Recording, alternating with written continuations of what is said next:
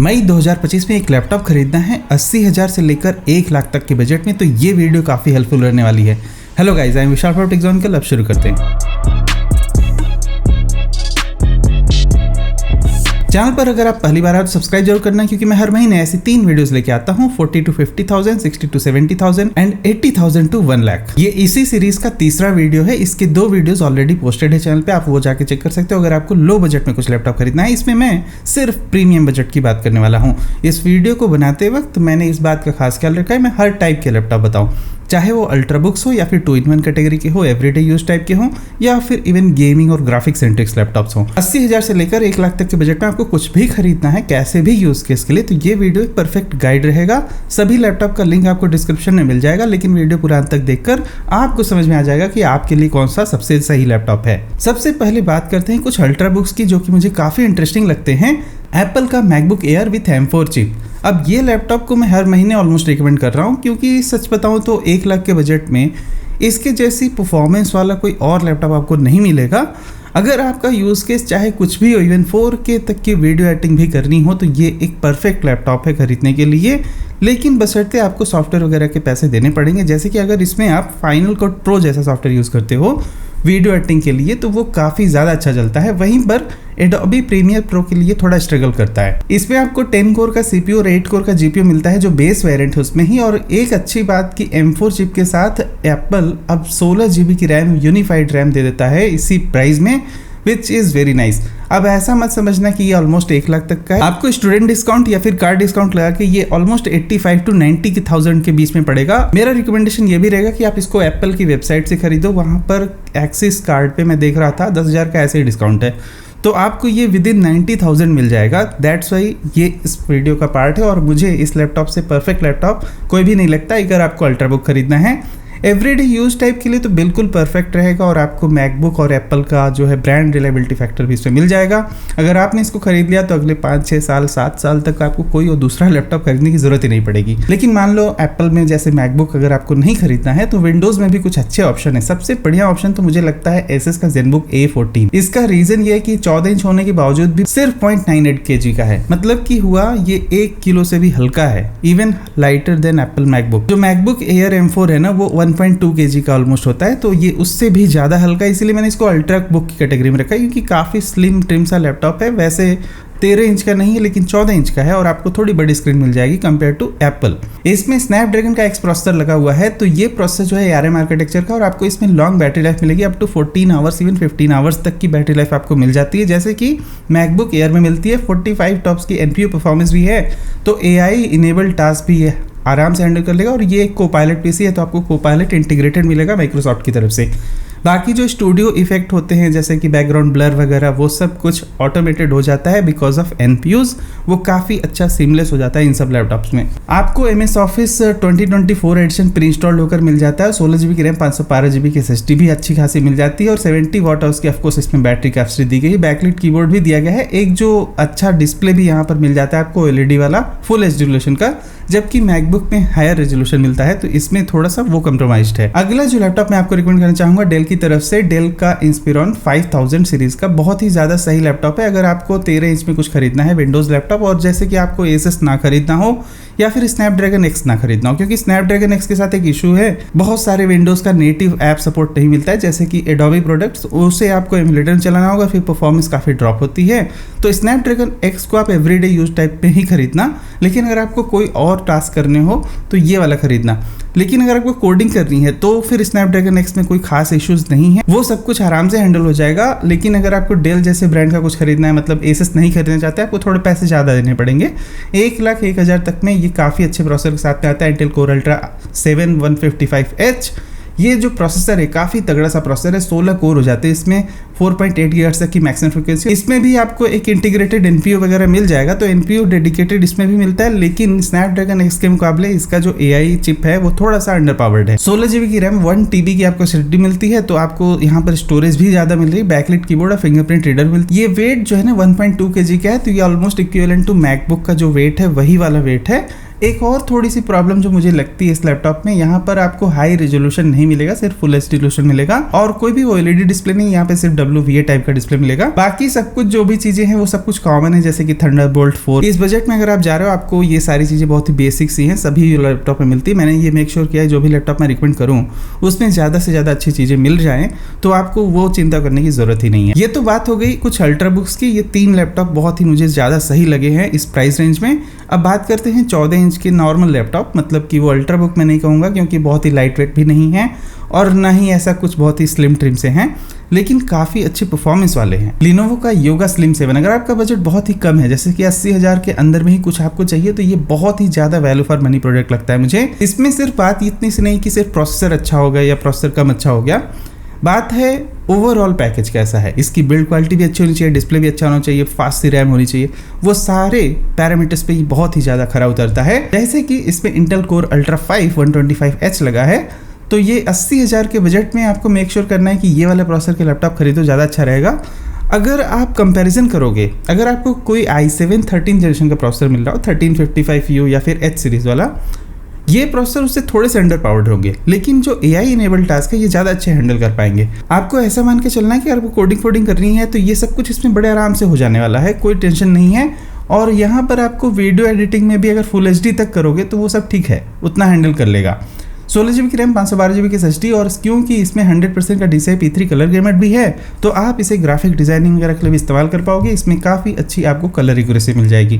Windows 11 MS Office 2021 का support, और ये एक 1.39 kg, मतलब कि यूजुअली 14 इंच के लैपटॉप 1.4 kg के अराउंड होते हैं, इसीलिए इनको मैं अल्ट्राबुक नहीं बोलूँगा। अल्ट्राबुक ऐसा रहता है कि 14 इंच का कोई लैपटॉप 1 किलो से हल्का हो गया। यहाँ पर कोई ऐसा 2K 3K रेजोल्यूशन नहीं मिलता है, सिंपल सा फुल HD OLED डिस्प्ले ही मिलता है। अब देखो इसी के कुछ हायर वेरिएंट आते हैं, जैसे कि योगा स्लिम 7 के ही, तो मैं आपको बताऊं उस बजट में, जैसे कि अगर आप 1 लाख पे जा रहे हो, जैसे कि इसका इंटेल कोर अल्ट्रा 7 वाला जो वेरिएंट है वो मैं देख रहा था ऑलमोस्ट 1 लाख के बजट में मिलता है। अब आपको उस प्राइस रेंज में जाके मुझे लगता है कि ये वाला लैपटॉप अभी की डेट पे नहीं खरीदना चाहिए। पिछले कुछ वीडियो से मैंने इसे रिकमेंड किया था, लेकिन अभी कुछ अदर ऑप्शंस हैं जो इससे ज़्यादा बेटर रहेंगे। उसी मामले में मैं आपको बताना चाहूँगा अगला लैपटॉप जो है कि है Acer SwiftGo 14।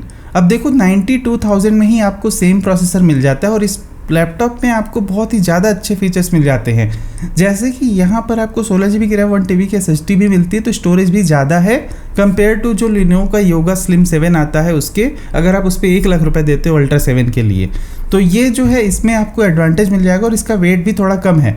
एक और सबसे बड़ा हाईलाइट है कि इसमें जो डिस्प्ले का रेजोल्यूशन है वो भी 2K है और OLED डिस्प्ले भी है, DCI P3 भी 100% है, तो हर मामले में एक तरह से Lenovo के कंपैरिजन में हो गया। अब उसी लिए 10,000 क्यों आपको योगा स्लिम 7 पे देना, आप ये वाला लैपटॉप खरीद लो, आपको ज़्यादा अच्छी वैल्यू मिल जाएगी और आपको अल्ट्रा 7 वाला प्रोसेसर का लैपटॉप खरीदना है। अगला जो लैपटॉप है, अगर आपको 2-in-1 कुछ खरीदना है तो आप खरीद सकते हो Lenovo का योगा 7 2-in-1। ये काफ़ी ज़्यादा मुझे वैल्यू फॉर मनी लग रहा है 90,000 के बजट में। इसमें आपको Ryzen 7 8840 HTS प्रोसेसर मिल जाता है, जो कि अगेन AI इनेबल्ड प्रोसेसर है। आप इसका पूरा फुल स्पेसिफिकेशन देख सकते हो प्रोसेसर का, सिंपली आप इसे कॉपी पेस्ट कर लो, गूगल पे यहाँ पर जाकर टाइप कर दो और उसके बाद जो पहला रिजल्ट है वो है AMD की वेबसाइट। इसमें आपको AI इंजन की कैपेबिलिटीज़ देख लेनी है। तो ओवरऑल टॉप्स यहाँ 39 टॉप्स हैं, NPU टॉप 16 टॉप्स हैं, और साथ में इसका जनरल स्पेसिफिकेशन भी काफ़ी अच्छा है, जैसे कि इसमें 8 कोर होते हैं और यहाँ पर मैक्सिमम फ्रीक्वेंसी 5.1 गीगाहर्ट्ज़ तक की होती है। आपको इस तरह से आइडिया लग जाएगा कि काफ़ी अच्छा सा प्रोसेसर है, कैपेबल सा प्रोसेसर है। इसमें Adobe के प्रोडक्ट्स भी आराम से चल जाते हैं और साथ में आपको एक्टिव पेन भी मिलती है। तो ग्राफिक डिज़ाइनिंग करने के लिए वन स्टॉप सोल्यूशन ये लैपटॉप हो जाएगा 90,000 के बजट में। आपको कोई भी काम करना है, फोटोशॉप, लाइटरूम, एडोबी इलस्ट्रेटर या फिर इन डिज़ाइन, ये सब कुछ इसमें आराम से हैंडल हो जाने वाला है और आपको active pen in the box मिल जाती है, वो भी एक बड़ा एडवांटेज है। 2-in-1 की कैटेगरी में इससे ज़्यादा वैल्यू फॉर मनी मुझे और कुछ भी नहीं लगता है, क्योंकि यहाँ पर देखो OLED डिस्प्ले भी मिलता है और अच्छा खासा डिस्प्ले 100% DCI P3 के साथ, तो कलर एक्यूरेसी के मामले में भी बिल्कुल टॉप नॉच रहेगा ये। और अगला लैपटॉप मुझे आपको रिकमेंड करना चाहूँगा Lenovo का IdeaPad Pro 5। ये भी 14 इंच की कैटेगरी में है, तो इसीलिए मैं बोल रहा था कि योगा स्लिम 7 ना खरीदने बच्चे आप ये खरीदो। इसमें आपको मिलेगा इंटेल का कोर अल्ट्रा 9 185H, जो कि और भी ज़्यादा अच्छा प्रोसेसर है, और इसमें आपको इंटेल EVO सर्टिफिकेशन भी मिल जाएगा, तो इसकी बैटरी लाइफ और ये सब कुछ काफ़ी ज़्यादा सही रहने वाली है। प्लस इसमें 2.8K रेजोल्यूशन का OLED डिस्प्ले है, जबकि योगा स्लिम 7 में आपको फुल HD मिलता है, तो यहाँ पर ज़्यादा हाई रेजोल्यूशन भी मिल रहा है। अभी जो ये Lenovo के IdeaPad सीरीज आ रही ना, ये भी मिलिट्री ग्रेड ड्यूरेबिलिटी पे सर्टिफाइड है, तो इनकी बिल्ड क्वालिटी वगैरह काफ़ी ज़्यादा अच्छी होने लगी है और बहुत ही पतले लैपटॉप लाइट वेट डिज़ाइन के होते हैं, तो काफ़ी अच्छा है इस प्राइस ब्रैकेट के हिसाब से। इसमें बाकी सारी चीज़ें भी अच्छी हैं, जैसे कि इसमें 32 GB की रैम मिल जाती है आपको, तो ये काफ़ी इंटरेस्टिंग है। आपको इस बजट में ये काफ़ी ज़्यादा रैम प्रोवाइड कर देगा और SSD भी ज़्यादा लगी हुई है। 120 हर्ट्ज़ के रिफ्रेश रेट का डिस्प्ले, तो इसमें गेमिंग वगैरह भी कर सकते हो। अच्छा, मैंने पहले भी कुछ वीडियोस बना रखे हैं Asus के लैपटॉप के, जो कि इंटेल कोर अल्ट्रा सीरीज में, तो इनकी गेमिंग बड़ी अच्छी होती है। और इवन डिस्पाइट बिंग कि ये बहुत पतले हल्के लैपटॉप है, गेमिंग लैपटॉप है नहीं, फिर भी ये अच्छे खासे गेम हैंडल कर पाते हैं। अगला जो लैपटॉप मैं आपको बताना चाहूँगा, अगर आपको 15 इंच में कुछ खरीदना है तो आप Asus का VivoBook S15 खरीद सकते हो, स्नैपड्रैगन X Elite। अब देखो, स्नैपड्रैगन X Elite मैं सिर्फ कहूँगा कि इसमें ही मत खरीदना। अगर आपको कुछ और खरीदना है, मान लो कि कुछ अलग प्रोसेसर के साथ, तो भी Asus VivoBook S15 मिलता है आपको, इंटेल कोर अल्ट्रा 7 इन सब के साथ में भी। तो मैं एक ही रिकमेंड कर रहा हूँ, स्नैपड्रैगन X। लेकिन अगर आपको इंटेल प्रोसेसर पे लेना है तो आप Asus VivoBook S15, ये मतलब सबसे ज़्यादा बैलेंस्ड लैपटॉप लगता है 90,000 to 1 लाख के बजट में। इसमें आपको हाई रेजोल्यूशन और OLED डिस्प्ले सब कुछ मिल जाएगा, बहुत ही टॉप नॉच के स्पेसिफिकेशन के साथ। लेकिन अगर आपको जैसे कोडिंग वोडिंग करनी है, एडोबी के प्रोडक्ट्स वगैरह नहीं यूज़ करने हैं, तो definitely go for Snapdragon X Elite, क्योंकि ये चिप बहुत अच्छी है और इसमें काफ़ी अच्छी परफॉर्मेंस मिलती है। 45 टॉप्स मिल जाता है आपको। बाकी 16 GB की रैम, 1 TB के SSD है ही। यहाँ पर 3K रेजोल्यूशन का OLED डिस्प्ले है, विच इज़ फैंटास्टिक, और ये भी कलर एक्यूरेट सा लैपटॉप रहेगा। अगर बात रही कि मतलब इसके नेटिव सपोर्ट आएंगे कि नहीं, तो मैं कहूँगा कि इसके नेटिव सपोर्ट्स वगैरह भी जल्दी ही अवेलेबल होंगे। जैसे जैसे स्नैपड्रैगन प्रोसेसर और भी आते जाएंगे मार्केट में, और भी लैपटॉप बनेंगे, फिर वैसे वैसे और भी ज़्यादा सॉफ्टवेयर सपोर्ट आ जाएगा। जहाँ मतलब ना अभी स्नैपड्रैगन प्रोसेसर के साथ सिर्फ सॉफ्टवेयर सपोर्ट का इशू है, जिस दिन से नेटिव सपोर्ट वगैरह आने लगा, इंटेल के प्रोसेसर के लैपटॉप लेने का कोई खास मतलब नहीं रह जाएगा, क्योंकि ये लैपटॉप ARM आर्किटेक्चर वाले बहुत ही नेक्स्ट लेवल जा रहे हैं। इनमें कोई भी बूट टाइम वगैरह नहीं होता है, लैपटॉप कभी शट डाउन करने की ज़रूरत ही नहीं है, और ये हमेशा रेडी टू यूज़ होते हैं। ऐसा होता है ना, इंटेल की चिप में आपने लैपटॉप को स्लीप में डाल दिया, मान लो शट डाउन नहीं किया था, तो स्लीप से क्या है, मतलब आपने स्क्रीन खोला वो तुरंत ऑन होना चाहिए, लेकिन इंटेल के प्रोसेसर वाले लैपटॉप होते ही नहीं, वो पूरा अटकते रहते हैं शुरू में। उसके बाद 5-10 मिनट बीत जाएगा, तब जाके पूरा फुल परफॉर्मेंस पे चलता है। लेकिन वैसा कि स्नैपड्रैगन के लैपटॉप के साथ नहीं रहने वाला है। और आखिरी 2 लैपटॉप में गेमिंग वाले बताऊंगा, एक तो है HP का Victus और दूसरा है Lenovo का Eloque। अब इसमें आपको क्या खरीदना है, देखो मैं जो दोनों ही लैपटॉप आपको बता रहा हूँ ना, Ryzen 5 वाले बता रहा हूँ जो 8000 सीरीज़ के। अगर आपको 80,000 में कुछ खरीदना है तो 75,000 में इससे ज़्यादा value for money gaming laptop मुझे और कोई भी नहीं लगता है इस बजट में। यहाँ पर आपको AI इनेबल्ड प्रोसेसर भी मिल जाएगा 31 टॉप्स का, और 16 GB की रैम, 512 GB की SSD, 144 हर्ट्ज़ का एक IPS डिस्प्ले मिलता है, प्लस Windows 11 और MS Office 2024 भी मिल जाता है, जो कि गेमिंग लैपटॉप के लिए काफ़ी अच्छा है। RTX 3056 GB का एक डेडिकेटेड ग्राफिक भी इसमें लगा हुआ है। आप इस लैपटॉप को अगर वीडियो एडिटिंग वगैरह के लिए इस्तेमाल करना चाहते हो तो भी यूज़ कर सकते हो। बहुत ही ज़्यादा अच्छे लैपटॉप्स हैं ये HP Victus वाले, और इनकी बिल्ड क्वालिटी भी काफ़ी ज़्यादा अच्छी है। HP का कोई भी लैपटॉप अगर आप जनरल यूज़ में ख़रीदना चाहते हो, तो मैं देख रहा था HP के मतलब पता नहीं क्या ही प्रॉब्लम है, मुझे कोई भी ढंग के लैपटॉप ही नहीं दिख रहे हैं 80-90 हज़ार 1 लाख, यहाँ तक कि 1-1 लाख के बजट में ये लोग सिर्फ फुल HD रेजोल्यूशन का एक घटिया सा डिस्प्ले लगा के देते रहे लैपटॉप में आजकल, जिसका कोई सेंस नहीं बन रहा है। दिस इज़ 2025, दुनिया कहाँ से कहाँ जा रही, छोटे छोटे ब्रांड्स आकर इतना अच्छा वैल्यू दे रहे हैं, लेकिन HP जैसे ब्रांड्स जैसे मतलब इनको समझ में नहीं आता है क्या बना रहे हैं ये लैपटॉप। अगर आप यही HP Victus जैसे लैपटॉप देखो तो इसी ब्रांड के तो लैपटॉप है ना, ये इतने अच्छे कैसे बन रहे हैं, फिर वो भी सिर्फ 75,000 रुपीज़ में। सो द थिंग इज़ कि अभी HP के कोई भी एवरीडे यूज टाइप मतलब कुछ भी मत खरीदो आप, 80-90 हज़ार में तो बिल्कुल भी मत खरीदो, किसी लायक नहीं है वो सारे laptop.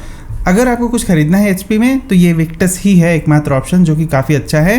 Plus HP Pavilion Aero मैं देख रहा था आउट ऑफ स्टॉक चल रहा है, एक वो जो लैपटॉप है इनका वो ठीक है, लेकिन वो भी आपको ऐसे 70,000 वाले के अंदर में खरीदो तो अच्छा रहेगा, या फिर 80,000 रुपीज़ में। उसमें भी फुल HD रेजोल्यूशन नहीं आता है, हाई रेजोल्यूशन नहीं है, क्योंकि वो लैपटॉप ही 13 इंच का है, तो ठीक है उतने में चल जाएगा। अगर आप 1 लाख रुपए के लैपटॉप बेच रहे हो, उसमें क्या कम से कम 2K रेजोल्यूशन तो दो, और कोई भी OLED भी नहीं है ना, तो IPS भी नहीं है आजकल तो बड़ी ही अजीब सी बात है। और अगला लैपटॉप में जो आपको रिकमेंड करना चाहता हूँ Lenovo का LOQ। इसके एक वेरिएंट का मेरे चैनल पे रिव्यू है, आप जाके चेक कर लेना अगर लैपटॉप की बिल्ड क्वालिटी, डिस्प्ले सब कुछ देखना हो। वैसे इसका सभी कुछ अच्छा है, कोई प्रॉब्लम्स नहीं है, बस यहाँ पर प्रोसेसर की बात है। 90,000 के बजट में आपको ये वाले प्रोसेसर का लैपटॉप खरीदना चाहिए, AMD Ryzen 8845HS, और साथ में इसमें NVIDIA का 4050 6GB का डेडिकेटेड ग्राफिक भी मिलेगा। तो 90,000 के हिसाब से ये जो दो चीज़ों का कॉम्बिनेशन बन रहा है बहुत अच्छा है। अब पता है अगर आप इंटेल वाला प्रोसेसर का यही लैपटॉप खरीदने जाओगे तो आपको ये सिर्फ RTX 3050 मिलेगा, 4050 नहीं मिलेगा। जबकि ये जो Ryzen 7 है equivalent to almost Intel core ultra 7 वाले प्रोसेसर के हैं, तो आपको इसमें ज़्यादा अच्छी चीज़ें मिल जाएंगी। आपको बजट भी उसका कम रखना है। इंटेल कोर अल्ट्रा 7 अगर इसी में लग जाएगा तो इसका बजट 1 लाख प्लस हो जाएगा। तो आप इस तरह से अपने 10-15 हज़ार रुपये बचा सकते हो अगर आप इस प्रोसेसर और इस ग्राफिक कार्ड के साथ में इसे खरीदते हो। तो ग्राफिक कार्ड पे आपको डेफिनेटली नहीं कंप्रोमाइज़ करना पड़ेगा। और ये आफ्टर इफेक्ट वगैरह कुछ चलाने के लिए या फिर हाई एंड जो है ग्राफिक वाले गेम खेलने के लिए काफ़ी अच्छा रहेगा। 100% sRGB भी मिलती है इस लैपटॉप में, ये इसका सबसे बड़ा हाईलाइट है। इसलिए मैं कहता हूँ कि ये जो वीडियो एडिटिंग के लिए है ना, सबसे बड़ा आइडियल बन जाता है ये, चाहे ग्राफिक डिज़ाइनिंग भी करनी हो आपको। तो उस केस में आपको कलर एक्यूरेसी इसके डिस्प्ले में काफ़ी अच्छी मिल रही है, ऐसे एक्सटर्नल मॉनिटर की खास ज़रूरत नहीं रहने वाली। बाकी इसमें भी आपको Windows 11 और ऑफिस प्री इंस्टॉल्ड होकर मिलता है, तो वो एक एडवांटेज वाली बात हो जाती है। तो फिलहाल ये लिस्ट यहीं पर कंप्लीट होती है, सभी का लिंक वीडियो के डिस्क्रिप्शन में, आप जाके वहां से चेक कर लेना। मिलते हैं अगले वीडियो कुछ और टॉपिक के साथ। तब तक good bye, thank you watching, will see you again there.